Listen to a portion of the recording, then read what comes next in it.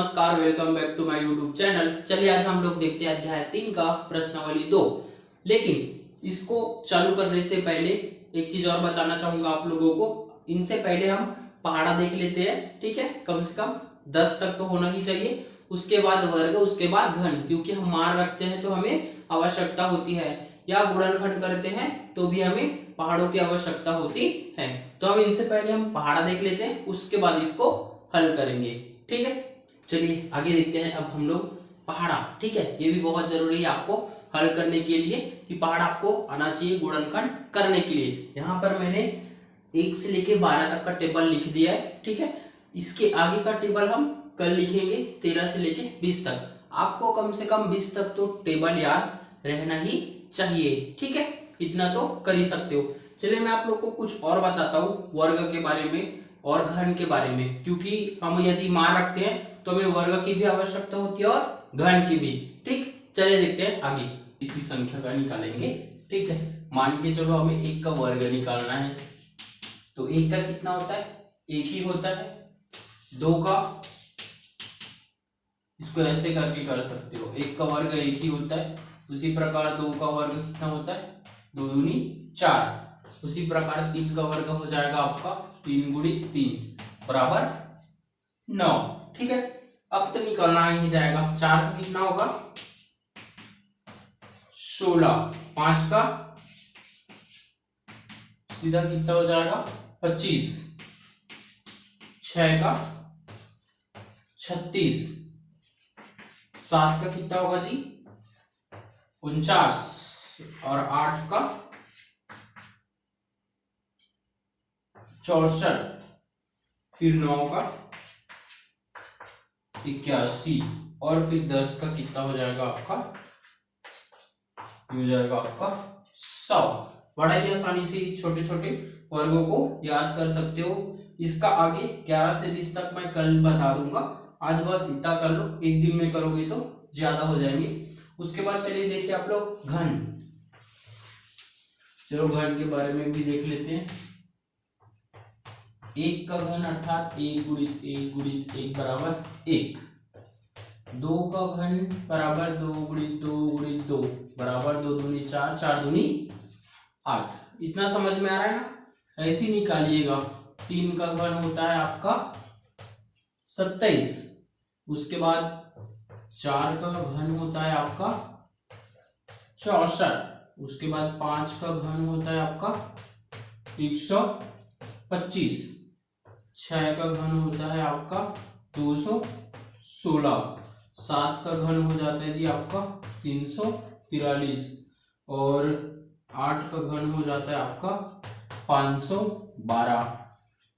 9 का हो जाता है आपका 729। और आपका 10 का घन हो जाता है 1000, ठीक है। ये आपका बेसिक जानकारी है, इसको आप कर लीजिएगा। इसके आगे हम कल देखते हैं, ठीक। चलिए दोस्तों अब हम देखते हैं प्रश्नावली 2 का पहला नंबर का सवाल। पहले नंबर के सवाल में आपको टोटल 5 सवाल दिए हुए। 5 सवाल में से मैं आपका पहला बता दूंगा और आपका चौथा और ये 5वां। दूसरा और तीसरा बहुत ही सरल है, आप लोग कर सकते हो। ये बटे वाले हैं इसलिए मैं इसको बता देता हूँ, ठीक है। इतना समझ में आया? चलिए स्टार्ट करते हैं हम लोग पहले सवाल से। पहले आप लोग उदाहरण भी कर चुके हो, आप आसानी से कर सकते हो। चलिए इसको करते हैं बिना टाइम वेस्ट किए। क्या होता है? ये यहां हो जाएगा, दिया गया समीकरण 2x के घात 2 प्लस x माइनस 6 की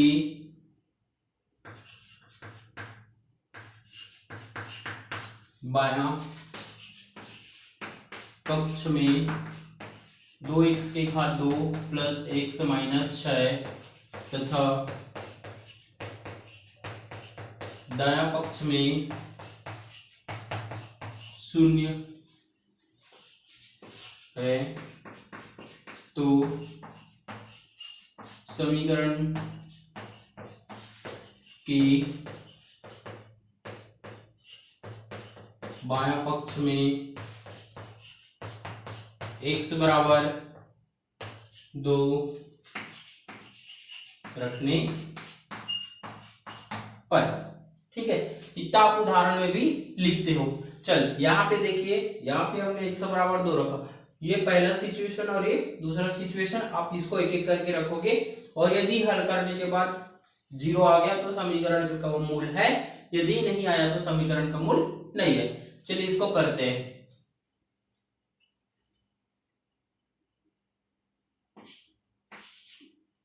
चलो इसके आगे देखो, 2x की घात 2 प्लस x माइनस 6। मान रखो इसमें 2 का 2 हो जाएगा, x का मान कितना रखना है, 2 की घात 2, यहाँ पे हो जाएगा 2 और ये हो जाएगा आपका माइनस 6। ठीक है जी, यहाँ पे ये 2 इसीलिए बोला था आपको वर्ग याद करना है करके। देखिए यहाँ पे आपको 2 का वर्ग कितना होगा, 4 और ये प्लस 2 माइनस 6, तो 4 दूनी कितना हो जाएगा जी आपके पास 8 और ये आपका 2 माइनस 6, 8 और 2 कितना हो जाएगा 10 और ये 6, 10 में से 6 घटा दोगे तो कितना बचेगा आपका 4। तो आपका शून्य नहीं आया, तो ये आपका समीकरण का मूल नहीं है। यहाँ स्पष्ट लिख देना, स्पष्टतः बायां पक्ष नॉट इक्वल दायां पक्ष।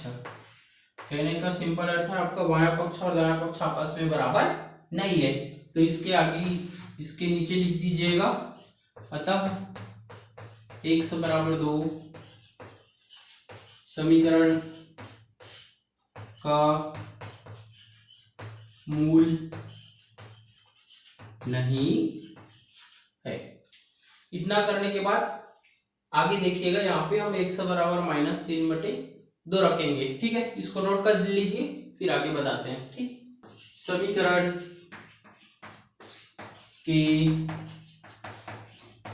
बायां पक्ष में x बराबर माइनस 3/2 रखने पर। चलो रखो इसको समीकरण में, 2x की घात 2 प्लस x माइनस 6, ये हो जाएगा 2 का 2, x का हो जाएगा 3/2 की घात 2 और ये प्लस माइनस 3/2 और ये माइनस 6। इतना समझ में आया जी। चलिए आगे करते हैं, ये 2 का 2 हो जाएगा, इसको अलग अलग कर लो, ये हो जाएगा माइनस 3 की घात 2 और ये हो जाएगा 2 की घात 2।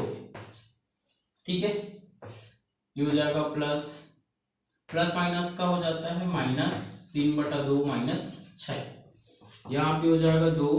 अब जब वर्ग करोगे तो 3 का वर्ग कितना हो जाएगा 9, बट ये माइनस का क्या हो जाएगा प्लस, क्योंकि घात जब इसको 2 बार करोगे तो माइनस माइनस का गुणा होकर किस में बदल जाएगा, प्लस में। और ये हो जाएगा आपका 2 का वर्ग कितना होता है 4, माइनस 3/2 माइनस 6। अब यहाँ पे इसको कटा दो, 2 एकम 2, हो जाएगा 2 दूनी 4, अर्थात 9/2 माइनस 3/2 माइनस 6। इतना समझ में आया जी। अब आगे देखिए, यहाँ पे इन दोनों को पहले आप हल कर लीजिए, इसका हर जो है समान है। ठीक है, तो हो जाएगा 9 माइनस 3/2। जब ये नीचे वाले मान आपस में बराबर होते हैं तो ऊपर वाले मानों को जोड़ देते हैं या तो घटा देते हैं। यहाँ पे माइनस है तो हम घटा देंगे, माइनस 6। फिर 9 में से 3 घटाओगे तो कितना बचेगा आपका 6/2 माइनस 6, तो हो जाएगा 2 एकम 2, 2 तिया 6, 3 माइनस 6, अर्थात आपका कितना मिलेगा -3। यहाँ लिखिएगा स्पष्टतः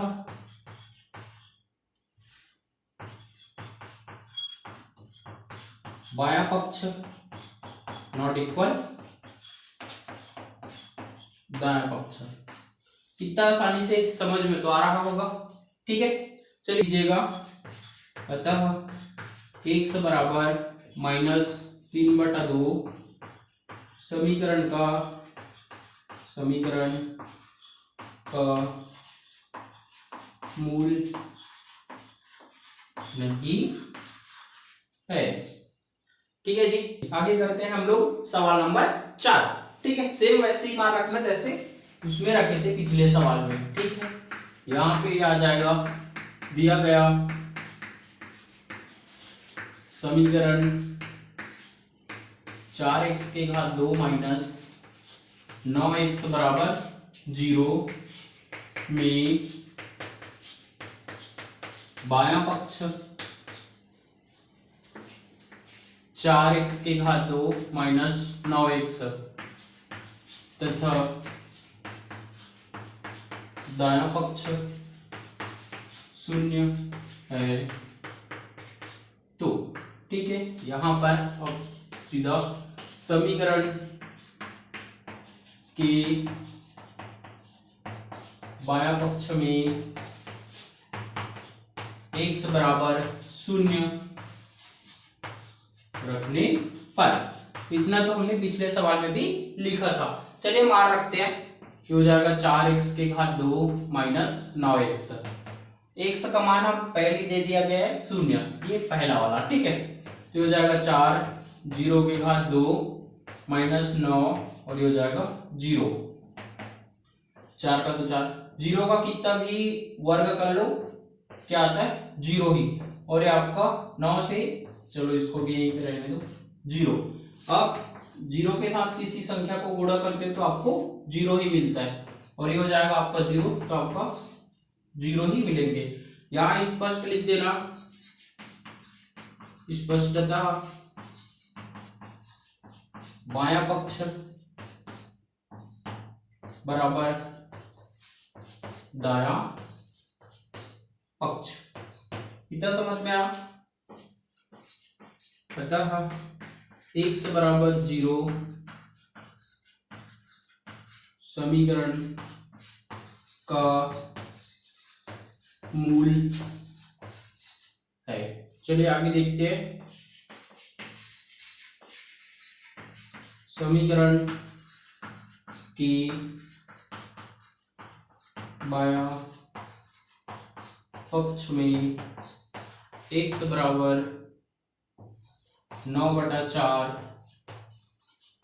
रखने पर, चलिए रखिए, तो ये हो जाएगा आपका 4x के घात 2 माइनस 9x 4, ये आपका हो जाएगा 9/4 के घात 2 माइनस 9, और ये हो जाएगा आपका 9/4, ठीक है। इसके आगे देखिए, इधर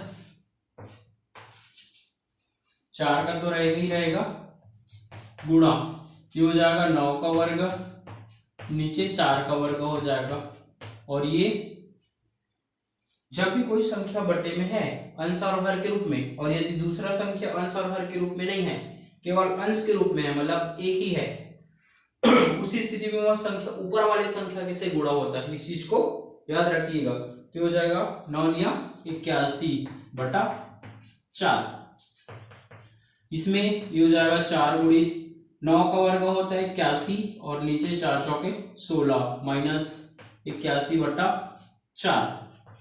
यहाँ पे ध्यान से देखिए, 4 × 4 4 चौक 16, तो आपका 81/4 माइनस 81/4। अब दोनों संख्याएं आपस में बराबर है लेकिन प्लस माइनस में है, तो दोनों आपस में कट जाएगा, तो क्या हो जाएगा आपका 0। तो यहां पर भी लिख लीजिएगा आप लोग, स्पष्टता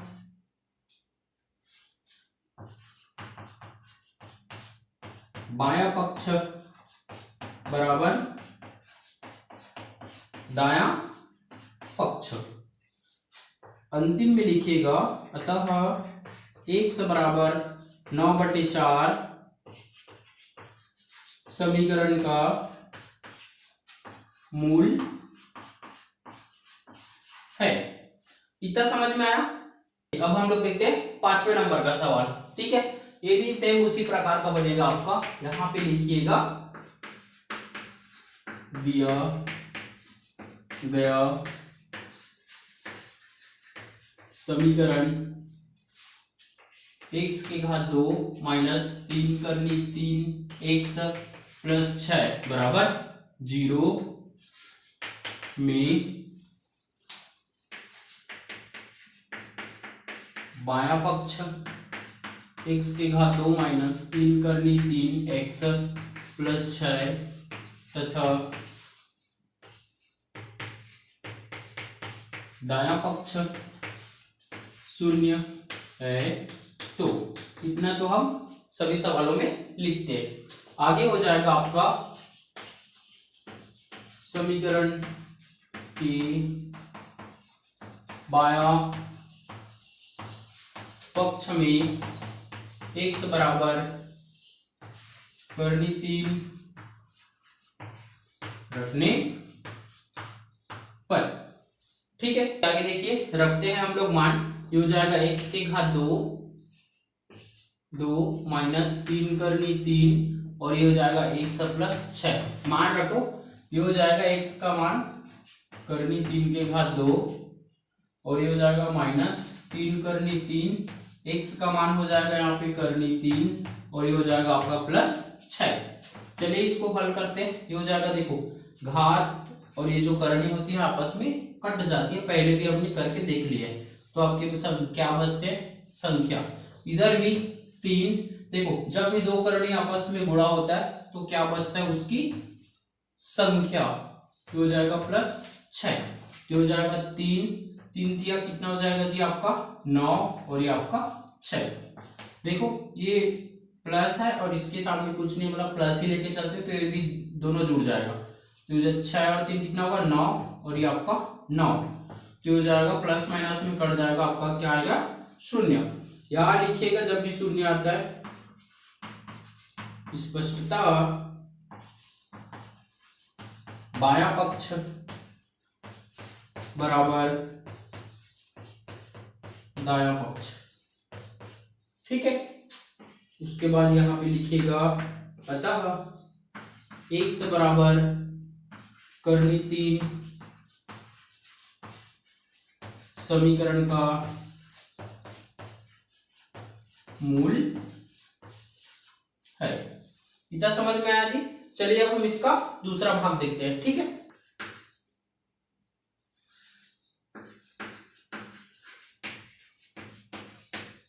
चलिए इसका दूसरा भाग देख रहे हैं। ठीक है, समीकरण की बायां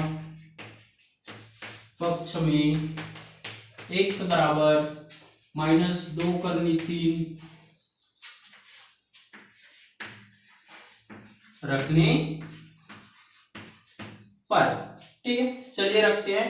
ये हो जाएगा x के घात 2 माइनस 3 करनी 3 x प्लस 6 बराबर मान रखते। चलिए x का मान कितना है यहाँ पे -2 करनी 3। ठीक है, ये हो जाएगा 3 करनी 3 और ये हो जाएगा -2 करनी 3 और प्लस में 6। इतना समझ में आया। आगे देखिए इसको अलग अलग कर दो, ये -2 के घात 2 और ये करनी 3 के घात 2। ठीक है, तब ज्यादा समझ में आएगा। ये देखो माइनस और माइनस का गुणा क्या हो जाएगा प्लस, ये बाहर और करनी के बाहर और ये भी करनी के बाहर, दोनों को आपस में गुणा करोगे तो 3 दूनी 6 और ये करनी वाला आपस में गुणा होगा तो क्या बचते उसकी संख्या और ये प्लस 6। यहाँ पे देखिए घात में क्या है आपका सम संख्या 2 है तो आपको उत्तर प्लस में आ जाएगा। तो 2 का वर्ग कितना होता है 4 और यहाँ पे घात और करनी कटेगा तो क्या बचेगा आपका 3। 6 दिया 18 और ये आपका 6। यहाँ पे 4 दिया कितना हो जाएगा 12 और ये 18 और ये आपका 6। 12 और 18 कितना हो जाएगा आपका 30 और 6 36। यहाँ पे लिखिएगा स्पष्टता स्पष्टता बायां पक्ष बराबर दायां पक्ष नॉट इक्वल, क्योंकि मान 0 नहीं आया है। यहां पे लिखिएगा अतः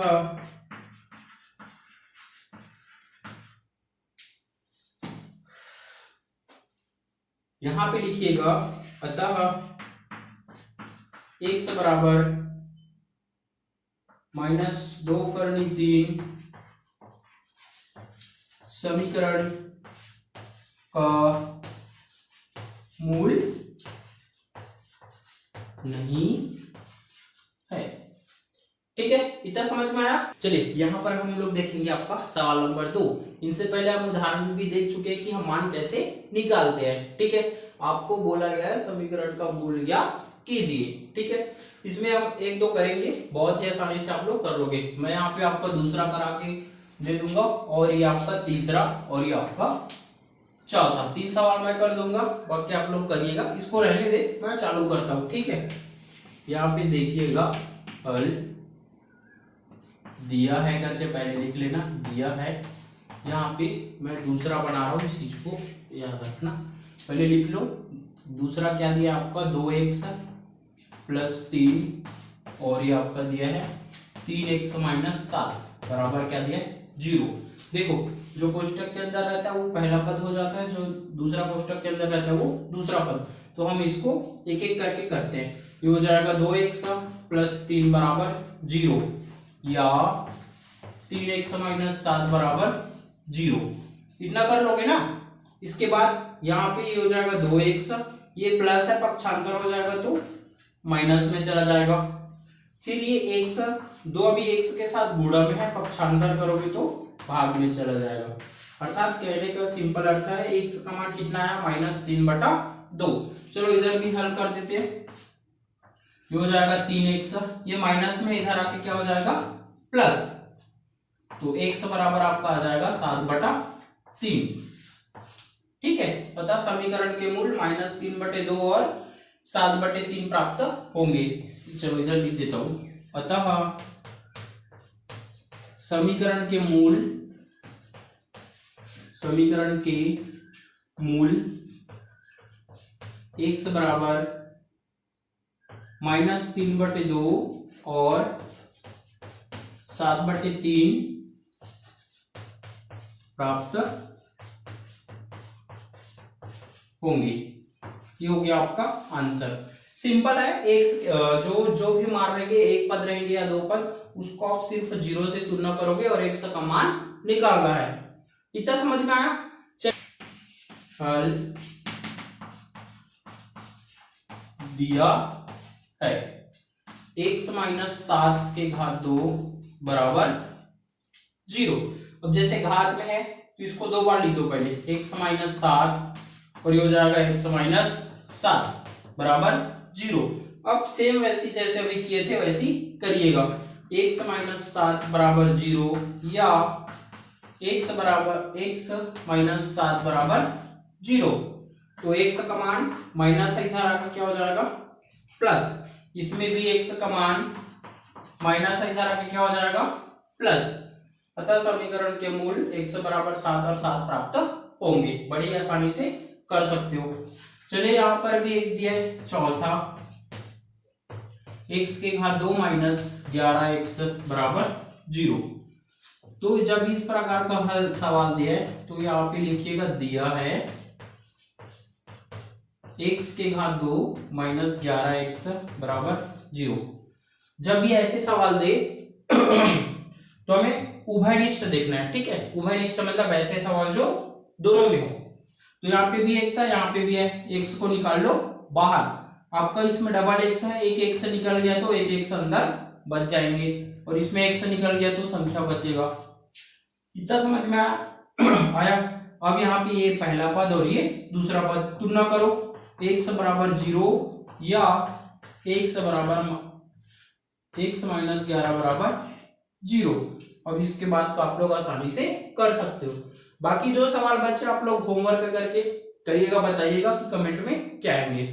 ठीक है, एक चीज और कहना चाहूंगा, यदि वीडियो पसंद आए तो शेयर कर देना, सब्सक्राइब कर देना और बेल आइकन की घंटी को जरूर बजा दीजिएगा।